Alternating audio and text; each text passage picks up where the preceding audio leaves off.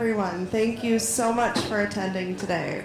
My name is Stephanie Cristello. I'm the Director of Programming for EXPO Chicago and the Editor-in-Chief of The Scene, Chicago's International Journal of Contemporary and Modern Art. Welcome to EXPO Chicago and this year's edition of Dialogues, which is presented in partnership with the School of the Art Institute of Chicago.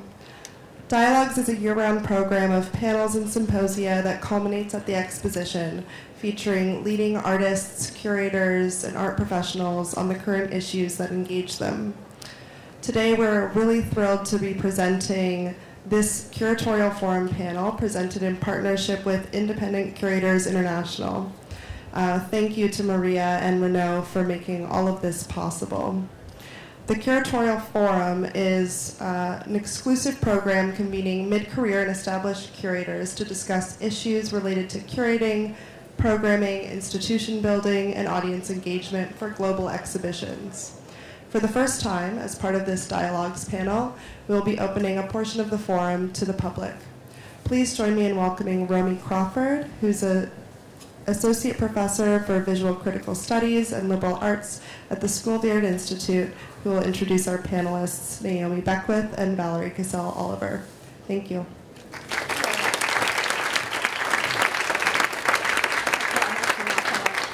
I'm actually not going to properly introduce Naomi and Valerie. I'm going to ask you all to speak to your current affiliations, institutional affiliations, just really quickly, and then I want to jump into the conversation, just because we didn't plan that. Yeah.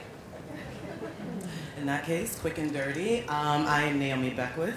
I'm the Marilyn and Larry Fields Curator at the Museum of Contemporary Art here in Chicago, and happy to have an upcoming Howardena Pindell exhibition co-curated with Valerie Cassel Oliver.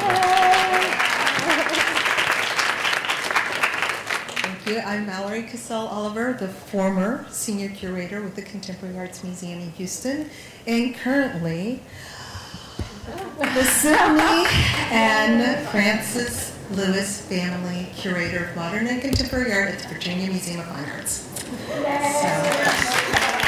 It's fresh. It's very fresh, very, very new. So we're going to start with the first slide. One of the things I was thinking about in one of the, we had a pre-conversation where we worked out this title that we liked quite a lot called Out of Body. And one that was going to relate to the issue of abstraction by African American makers.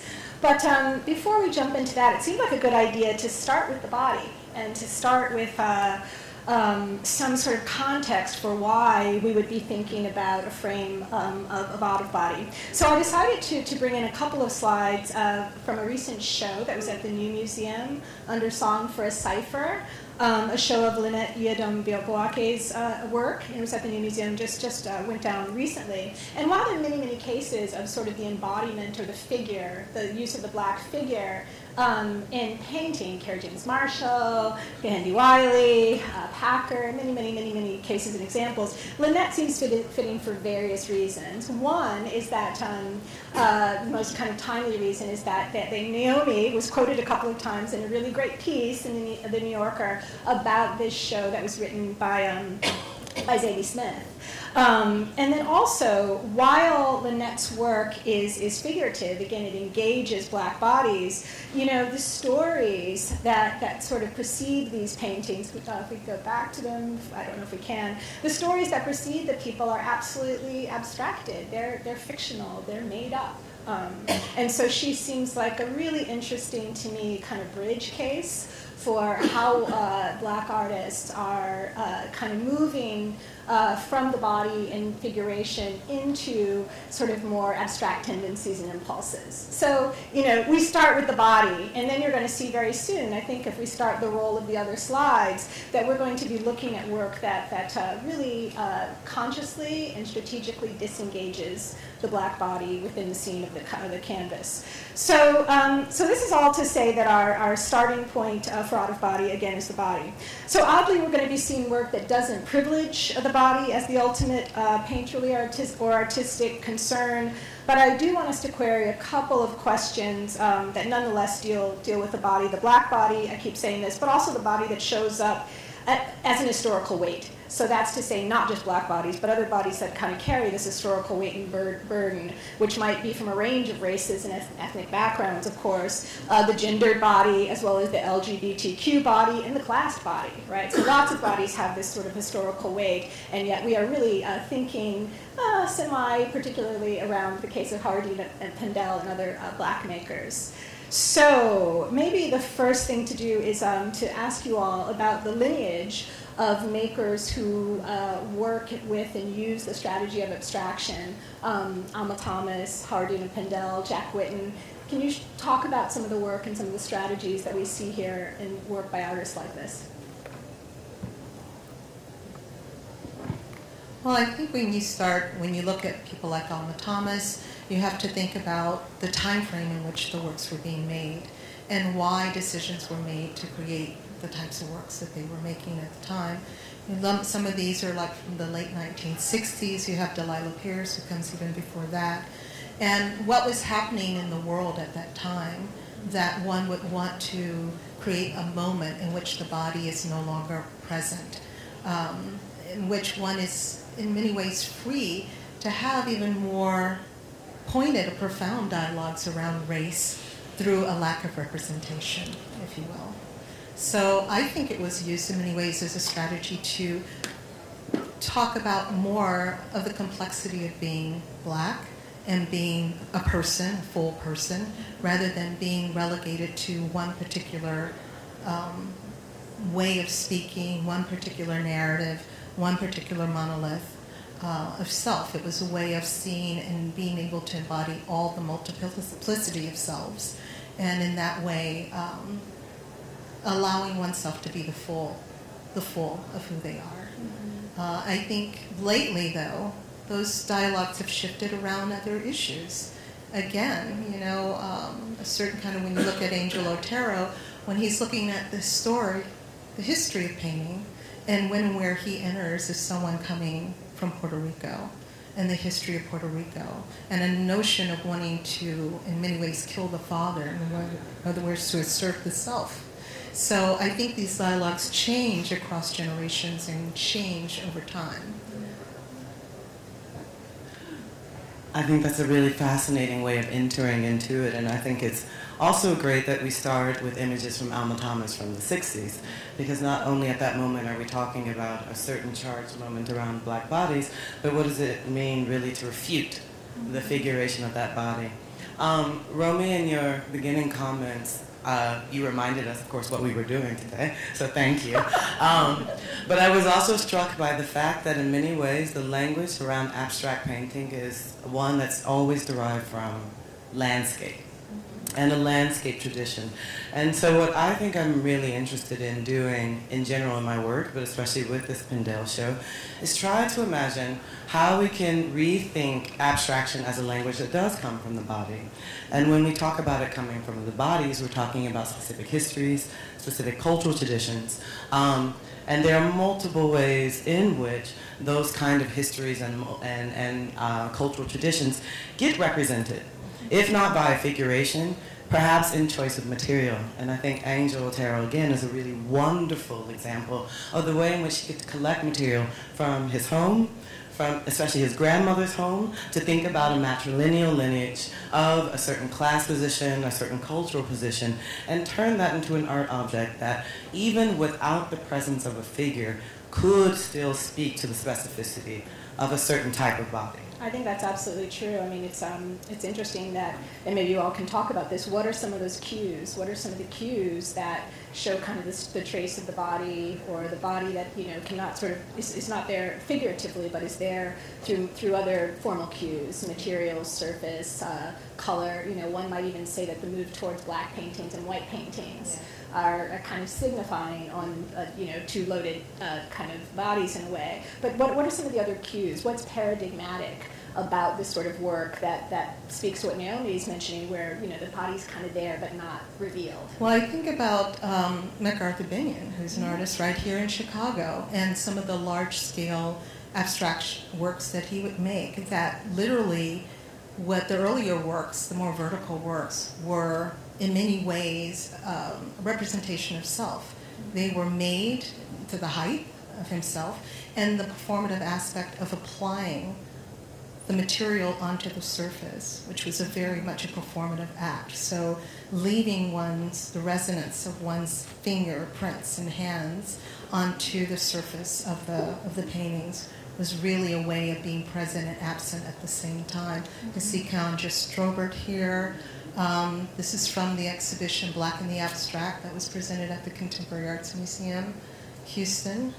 Some of the Afro-Cobra group, which we can certainly get into the politics of abstraction a bit later, but certainly MacArthur is one that I think completely, through the just creation of the work, is both present and absent in that work. Absolutely, I think that's a great example, the performative trace on the surface of the material. We talked about appropriating from one's life, from one's home. I think you just pointed out something else too in Blackness and Abstraction, which is this really amazing ability for Black cultural production to be interdisciplinary. And by that I mean that what you're looking at, especially in the selection of images here, particularly through Afro-Cobra, is a kind of painting practice that's thinking about music, that's thinking even about dance, and other kind of performative traditions that have their own meter and their own tones, and all these kind of terms that we use that can move back and forth between music and visuality. And so that sense of interdisciplinariness, I think, has been a really important part of Black cultural production that allows for this rethinking of what an abstract practice could be. Absolutely, and I was just looking because just beyond the James Phillips is Jason Moussin's work. And these are Kuji sweaters. So when you think about, taking this idea that Naomi so beautifully intonated about music, which of course Frank Smith is here, and then James Phillips, but then also looking at the 1980s as a moment, and the signifiers of the Black body, what Black people wore, in the 1980s to, in many ways, all of the accoutrements of the day to all be condensed together within this beautiful object that he created, which is straight in line and in complete dialogue with members of Afro-Cobra, and then Abigail DeVille, just beyond that, her Harlem Door piece. So all within dialogue across time and geography, too. Can you all think of any cases, and I don't know, I can't remember the slides here, but are there any cases where there's a practitioner who's moving between these two impulses, working with abstraction, and then in other projects working sort of with the figure? Oh my gosh. I was just looking at Fierle's work at the Kemper. Her ability to move in and out of the figure, and there are many others, but of course, now that I'm on stage, I can't remember anyone. But that's just one in particular. Well, I'm also thinking more historically about Afro-Cobra, where I would love for you to also jump in here. Romi, for those of you who don't know, Afro-Cobra was an artist collective that arose here in Chicago in the mid-'60s on the South Side, and they were a group of artists who sort of formed together mostly around the Wall of Respect. That was sort of the impetus of bringing these visual artists together. At that time, with the Wall of Respect, they sort of formed with other sort of poets and performers, and then the visual artists sort of spun off and did their own thing, which they called the African Commune of Bad Relevant Artists. That's right. Bad as in badass. Yeah. And so Afro-Cobra came up with a certain set of formal parameters for their productions. They produced manifestos. They workshopped a series of projects until they came up with a certain set of formal devices that they would use in their work, and that would become signature Afro-Cobra gestures. And one of them, things like color, the Kool-Aid color. You have to use Kool-Aid colored, bright colors to sort of represent the vivacity of Black people. But another one of which is my favorite, kind of phonetically, is midpoint at mimesis. And midpoint at mimesis for Afro-Cobra meant finding a way to represent both the figure and development's abstraction in harmony. And there was a kind of synthesis of the figure and of abstraction, because they understood abstraction as a kind of language of modernism. And it was important for them to say that we understand this language, but it was also important for them as a kind of activist group to make sure that the black body was figured. And therein does lie a very early moment, a sampling of people who can integrate both the figuration with abstraction in the most complex and beautiful ways. I would say one of the more complex aspects of their practice also was even the move towards collectivity. Collective practice is really kind of fascinating, kind of case of how it's not a singular body, but the body becomes sort of a collective body, a single organism that then is the figure, that stands in for the figure, and they were thinking in really astute ways about that. Well, I just wanted to point out that this is Donald Moffitt, and he is not African American, just so you know. But we can adapt him. It is about escaping the body and yet representing the body.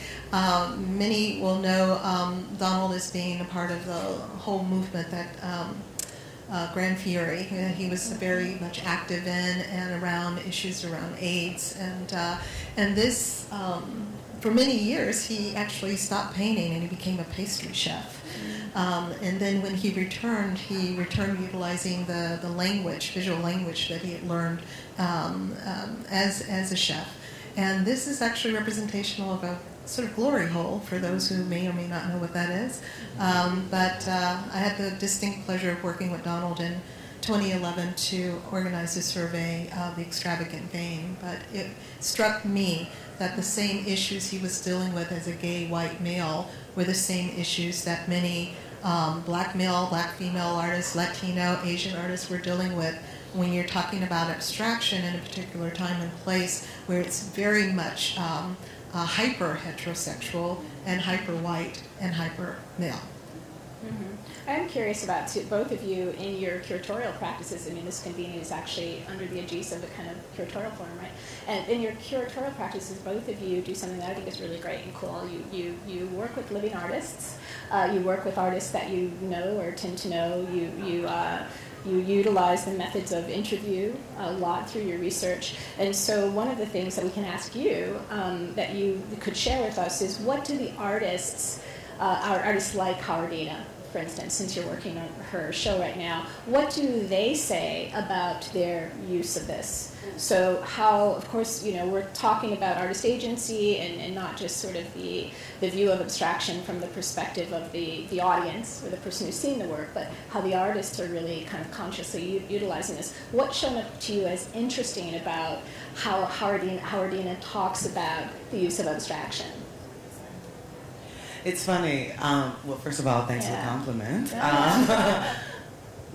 Whenever one speaks to artists, you find a kind of range of both, I would say, responses to their own cultural practice, but also, I think, even a sense of awareness about the intentionality of what goes into the work. So, on the one hand, you have Afro-Cobra artists who were so incredibly intentional about being articulate about exactly what they were trying to do. Because, as you say, Val, there was a political urgency around that. Now, Howardena, on the other hand, is sort of a grand experimenter, right? And super intuitive, and she just kind of rolls through it, and what comes out, to the point that I think as we speak to her about certain developments in her work, and we can talk deeper about that in a moment, she seems to have a kind of an awareness, a sudden awareness. I was just, oh, I guess I did do that. Now, didn't I? We were looking at something, and I forgot what it was, but it had the nails driven. We were looking at Nkisi figures, and we're like, well, isn't it interesting that you, at this time, were looking at this sort of accumulation, the use of nails in a lot of the early works on paper, where she would put string and pieces of chat together, but there were also nails there. And she travels so extensively, and she thought, oh, yes, like maybe subconsciously it was there. I mean, artists are sponges, and things aren't always apparent. They're not always obvious when they show up in the work, and that's where the beauty of working with living artists is that it's a constant exchange that takes place. As a curator, you have a capacity to bring information to them that they may embrace or reject. And they have the capacity to bring information to you, and you have the ability to expand the context of that.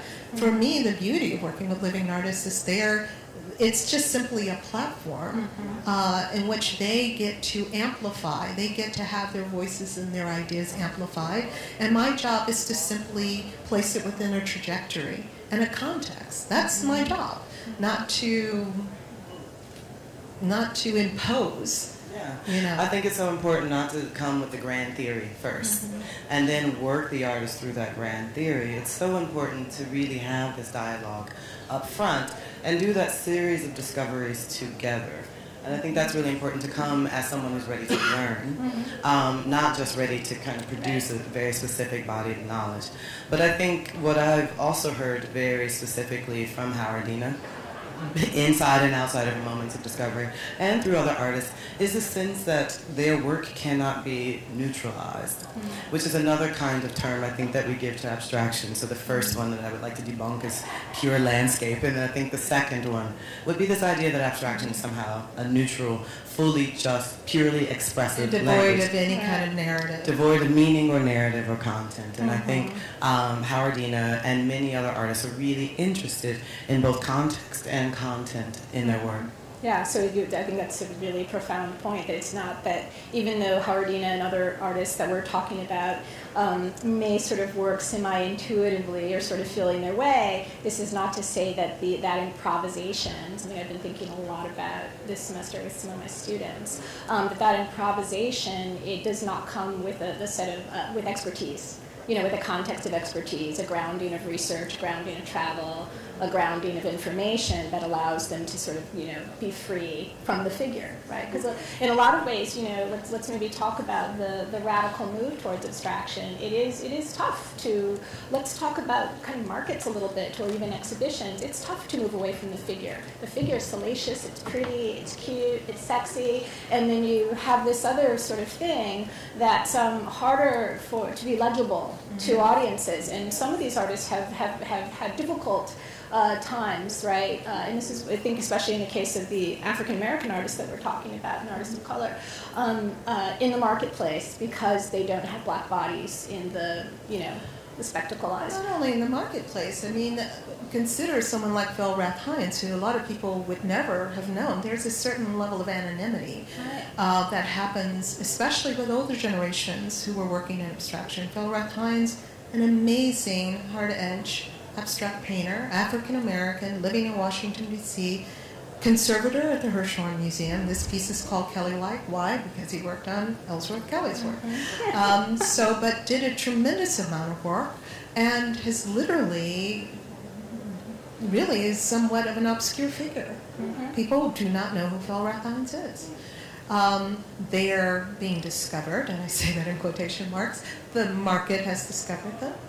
And therein lies a particular politic there, too. I mean, when I think about all of the institutions within communities that have supported these artists over the years, the galleries, the site-specific, ethnically specific museums that showed the work, that supported the work, in light of a larger market suddenly discovering them, there is a complete erasure of that history, of the ecology that existed to support these artists. And I think therein lies a rub that I'm not very comfortable with.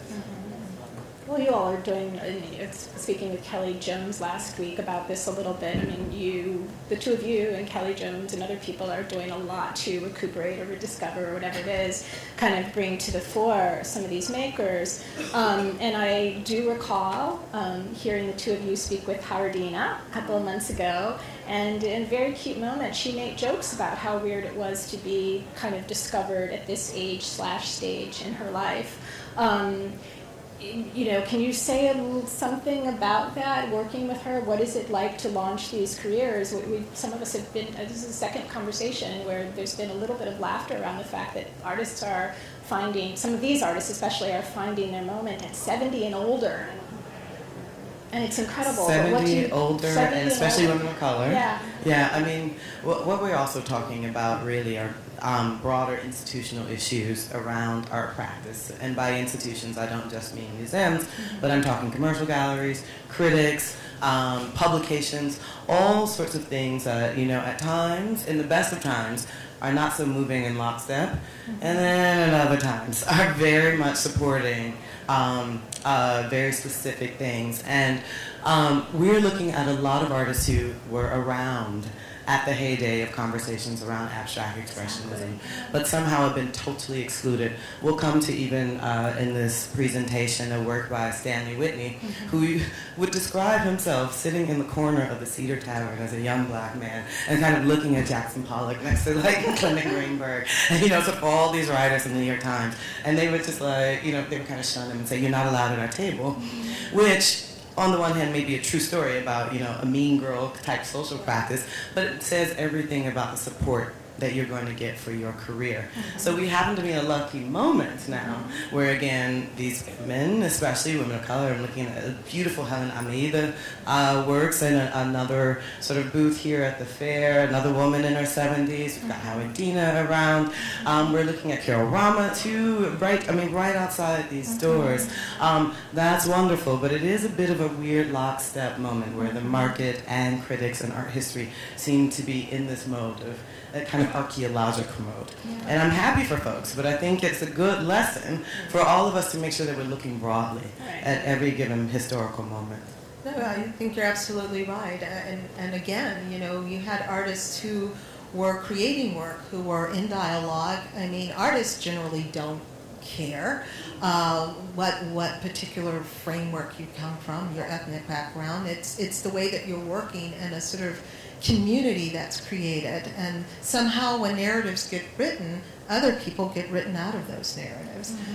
They tend to be women, they tend to be people of color, but there are also other white men that get written out of narratives. And so really to create a very holistic realm in which we're all sort of like digging from the same well, we're all drinking from the same streams at times. You've got to, and to frame that properly, you've got to go back and recover these dialogues, because otherwise they feel very hollow, they feel very shallow if they don't have the sort of call and response, if they don't have the people who were at the table engaged in practices all back together again. I think we're all the richer, those who live and breathe and work within this field, we're all the richer when those conversations are reconstituted.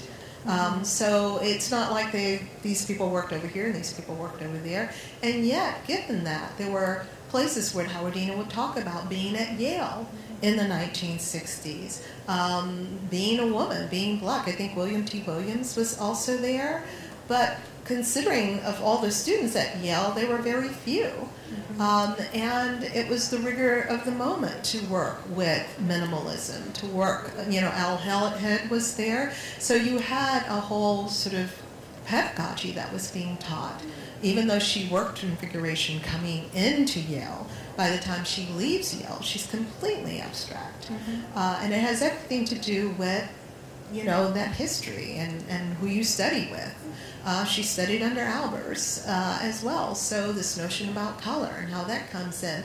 So sometimes we get so fixed firm in talking about the artists and their bodies, in which they, you know, in many ways try to push us beyond that conversation. We forget the sort of more formalist structures that enables them to get and arrive at certain places. Yeah, great point. You know, this is, you know, we're in a time period also, this present moment, 2017, where, oh boy, where the gendered body means less and less, right? So there's a, you know, I think the gendered body right now means less than it did even 5 years ago. And one might, I don't think I feel comfortable saying that the racialized body means less and less, just given current political conditions and social events. But there was that feeling 10 years ago that the racialized body might mean less, signify less. And I guess what I'm wondering is that is abstraction,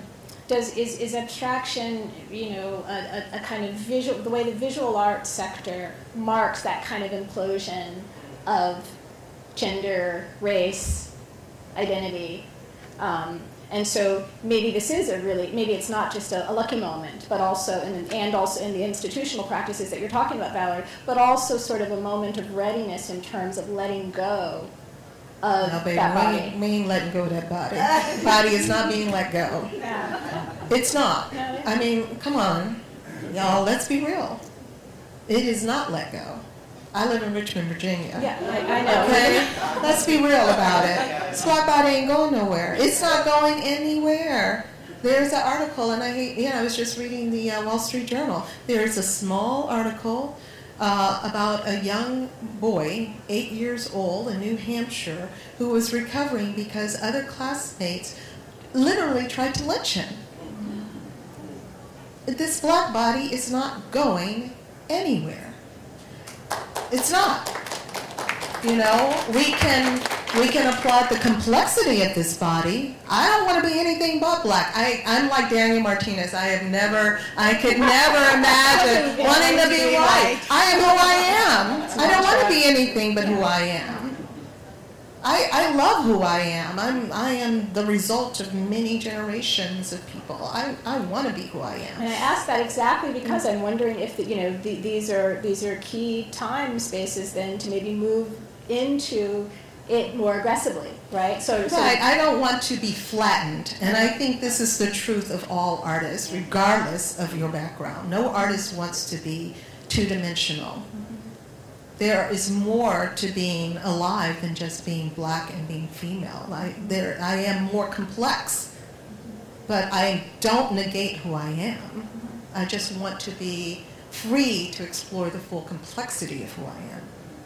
I think that's spot on, and in a certain way, I do agree with you, Romi, that there are all these kind of pressures put on the definitions of certain types of bodies. And I think the question around gender has probably been one of the more important ones around identity in the last probably decade. I'm super excited by the genderqueer movement for that very reason.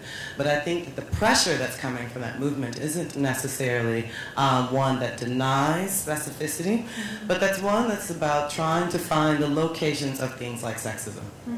Right? Because even though, let's say, gender may be a bit more fluid, a structure called sexism still exists. And I think it's the same conversation about race. There may be ways in which people are talking through race in multiple ways, but that doesn't deny or negate the idea that there is a structure called racism, that there are some primitive structures in the world that are very much active and will find ways to activate itself no matter how identities begin to shift. And I don't think any of the artists here would deny any of that.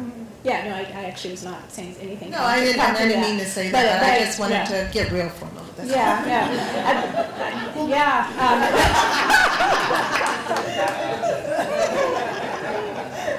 Well, it gives us an opportunity to just, sort of talk about the complexity versus, the simplicity, right? So abstraction did, I think, for a lot of black makers, signal, and other makers as well, signal a way to be more complex and more sophisticated, kind of have a more, again, sort of kind of dialectical approach and relationship to some of these things we're talking about, right? Very beautiful, nuanced moments. Yeah. I'm sorry, I was just looking at Jenny Jones, and so what I love about this new generation, about this nuance, is that even in creating work, she's bringing along a whole history of free jazz that she's imparting for those who really want to know about the work. You cannot really appreciate Jenny's work. She's as much a musical historian and an ethnomusicologist in that respect than she is a painter.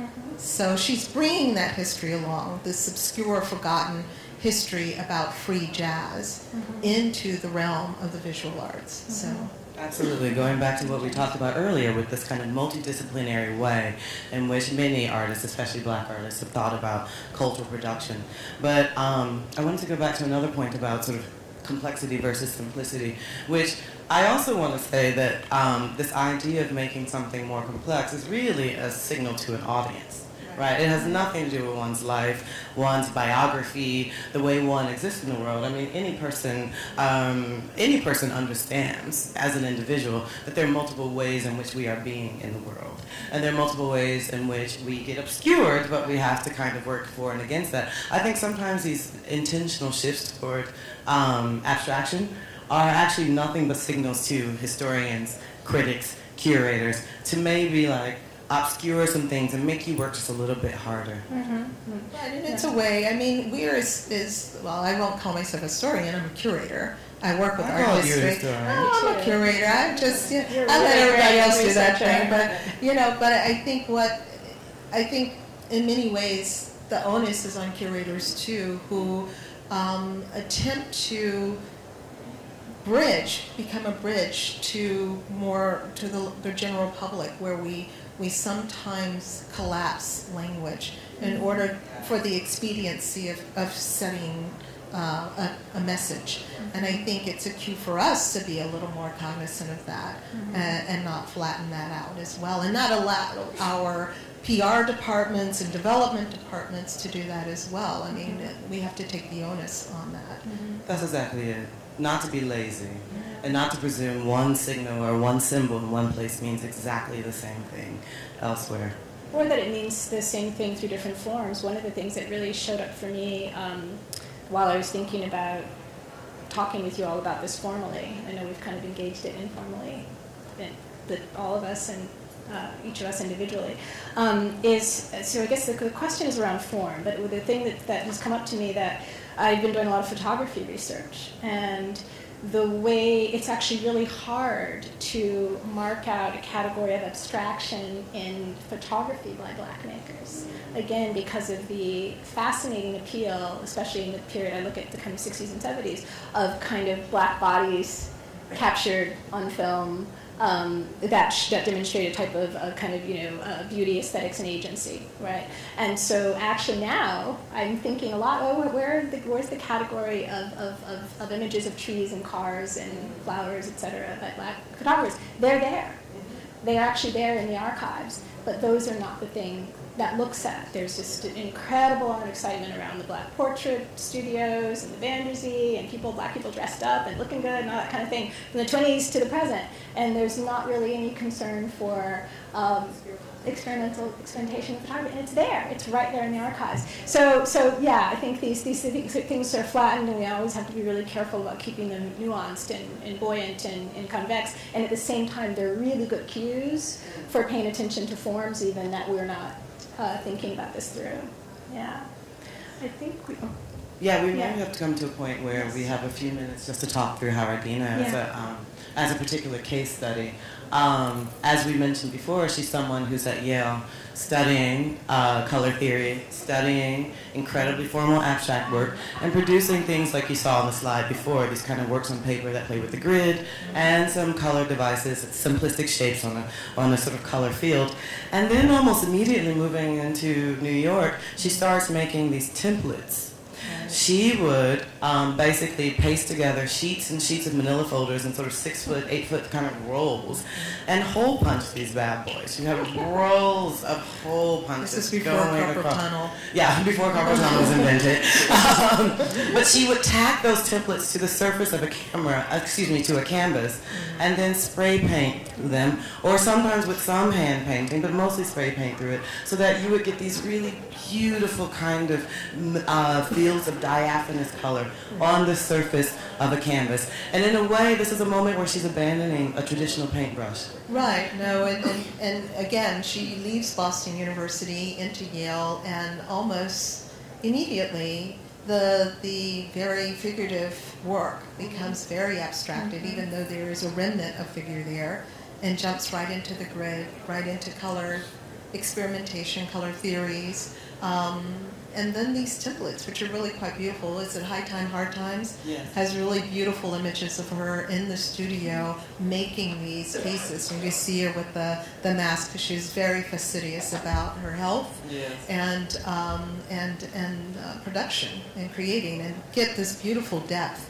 And I'm also really interested in the way that these began to question the very existence of painting. Yes. Can we call this a painting? Right. If she's not making gestures on a canvas. And right? these, and many of these, I can't remember, but these are actually sewn. I know the later works in the 70s, by 72, well, the space frame, which is Untitled Space Frame, soft space frame. This is a work on paper. But she has very interesting ideas about where the grid comes from. So I love the idea that we're talking about, I brought up Yale, but then I love the fact that her dad was a mathematician, that the notion of the grid, the notion of numbers also comes from a very early childhood memories of the father writing down the numbers from the odometer when they travel and working on graph paper and doing that. So in many ways, it's this sort of macro-micro which somehow converges and gets collapsed, particularly in the later works on paper where you do see the numbers. And then she plays with the idea of the grid. So here's her in a kind of Klaus Oldenburg moment, you know, playing with this notion of what is the ultimate in the language of modernism. She said, you know what, I'm going to make a big bad grid, like a big bad painter would do, but I'm going to make it flaccid. I'm going to make it soft and hanging there. Yes. Soft and dangly. But she does it by sewing, using what's traditionally considered a woman's labor to then create this kind of painting. This is where we were talking about, where I was talking earlier about the grid and the numbers and the chats. So she tells a beautiful story of Carl Solway coming into her studio, and as Naomi spoke about, these manila folders, which she would punch these holes and would have piles and piles of paws, what I call chats, these little pieces, the remnants from the hole punches.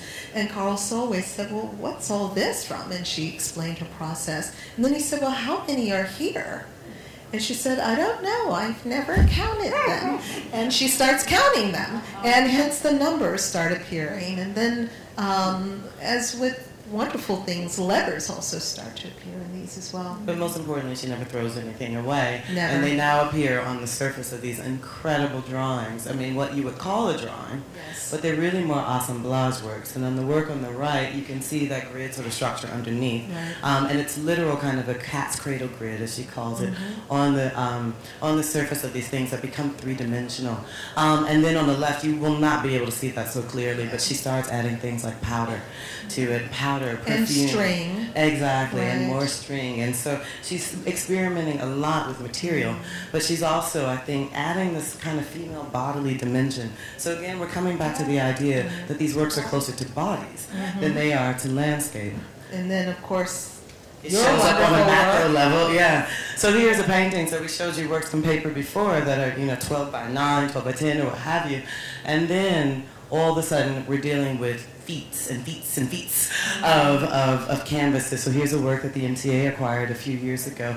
That is a canvas that's been cut and sewn together to make this large, almost a billboard-sized object, where she does a very similar technique that she did on the work on paper.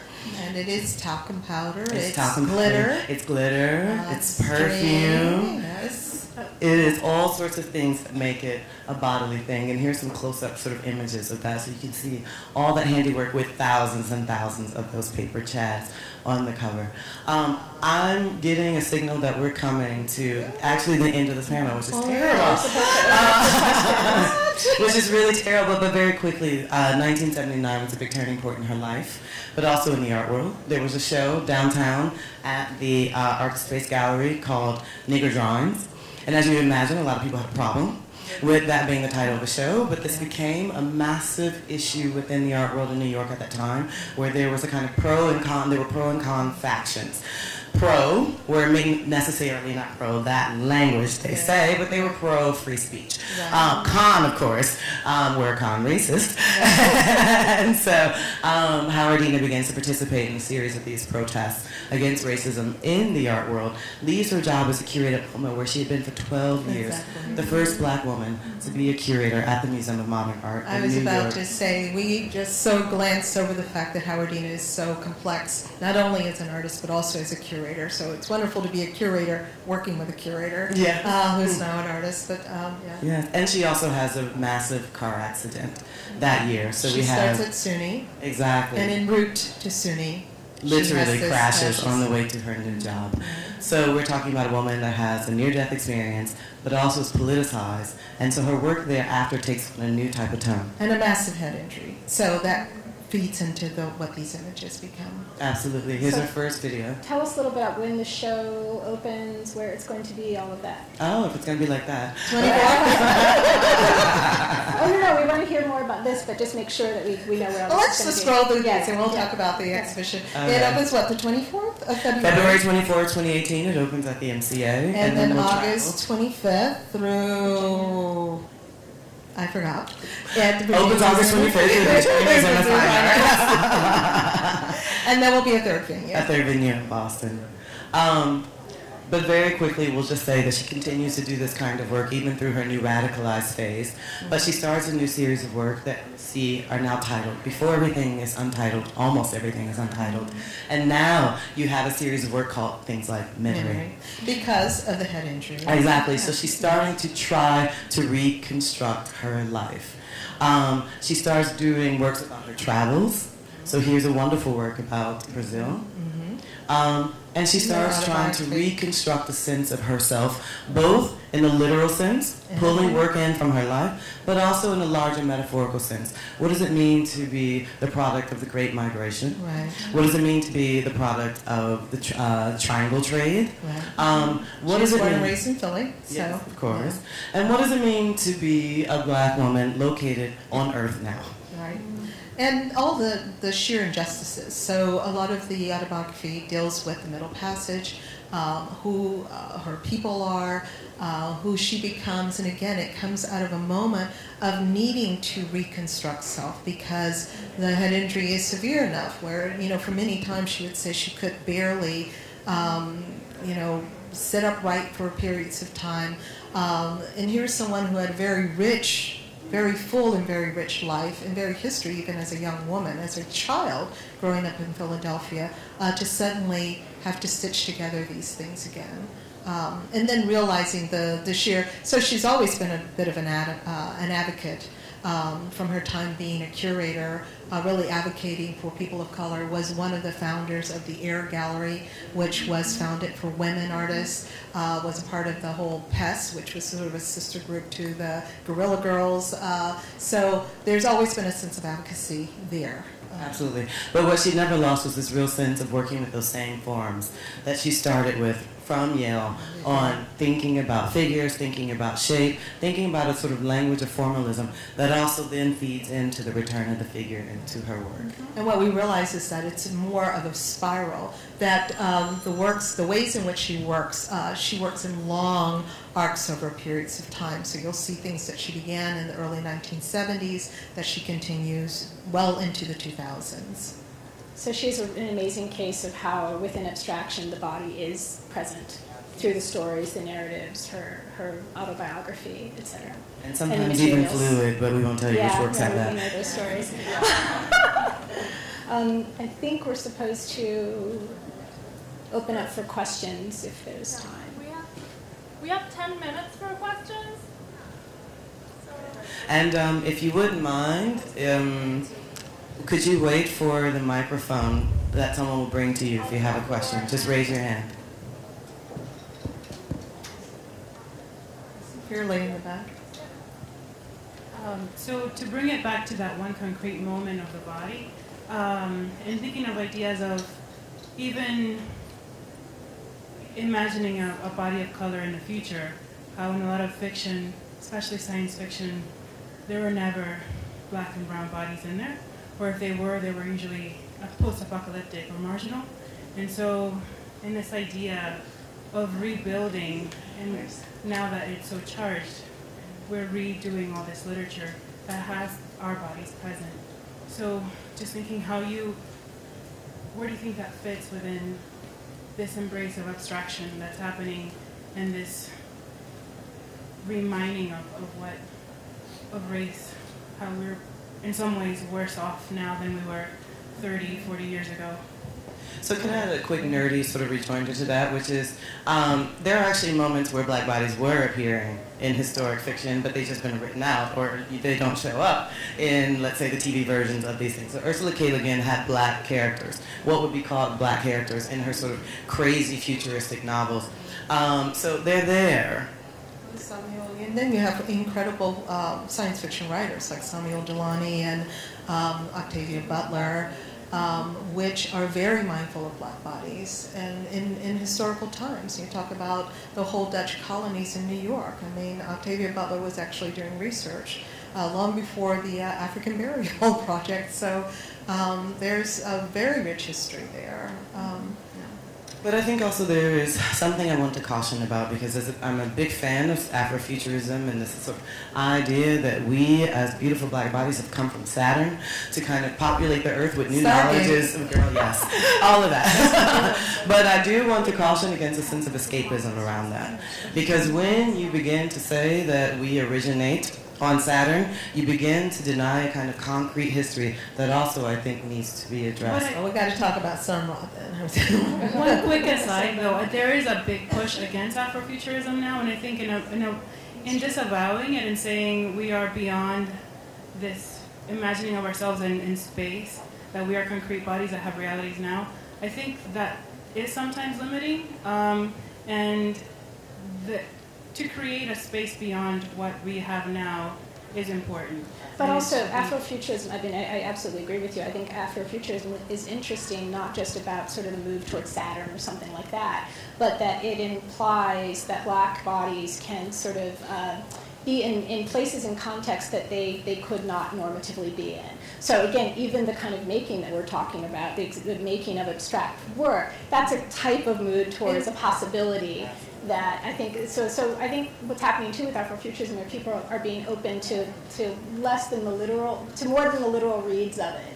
Like, it's not about just going to Saturn, it's about sort of just going downtown if in 1920 you couldn't go downtown. Right. You know, that kind of thing. So it's a type of mobility, it signals mobility, but it doesn't mean the move towards the moon, you know.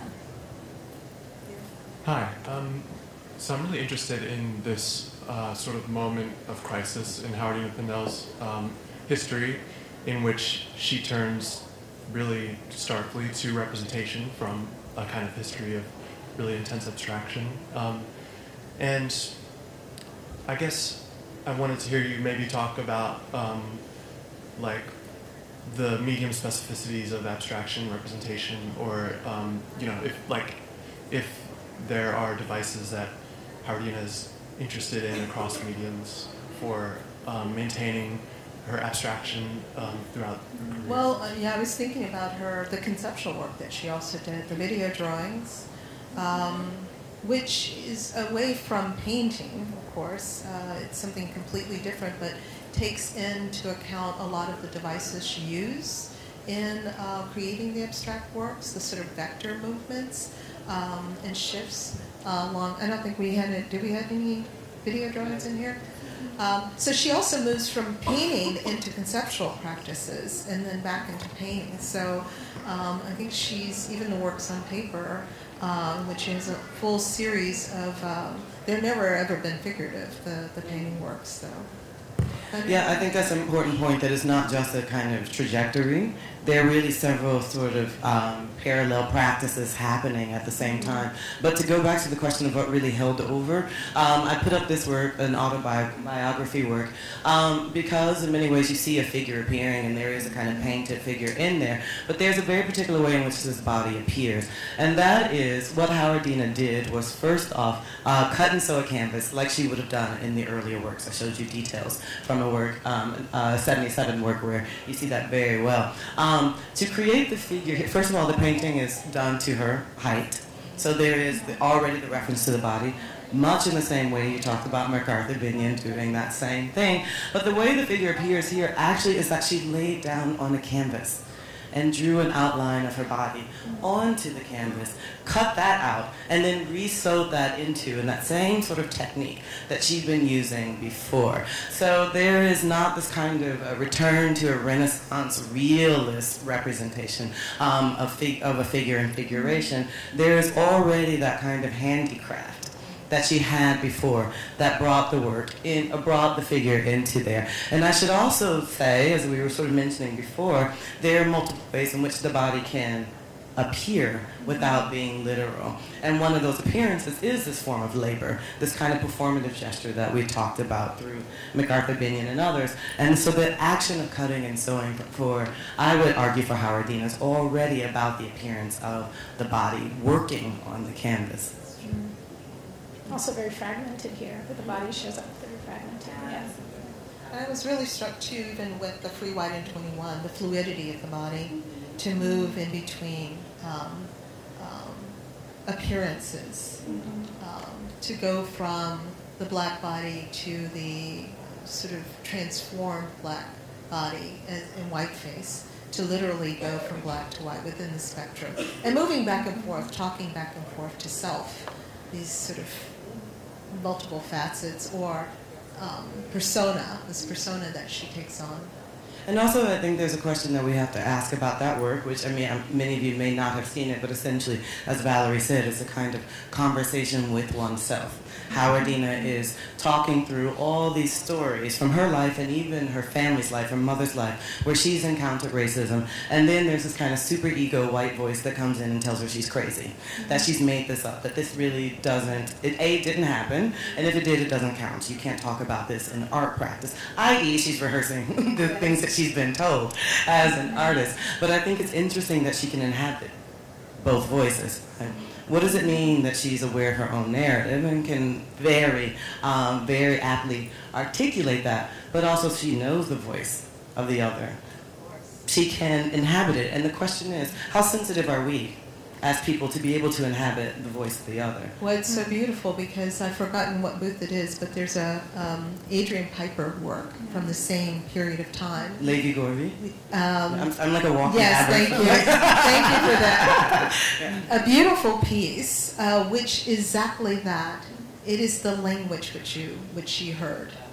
You're making it up. You're making too much of this. And it's beautiful that it comes out of the same time frame.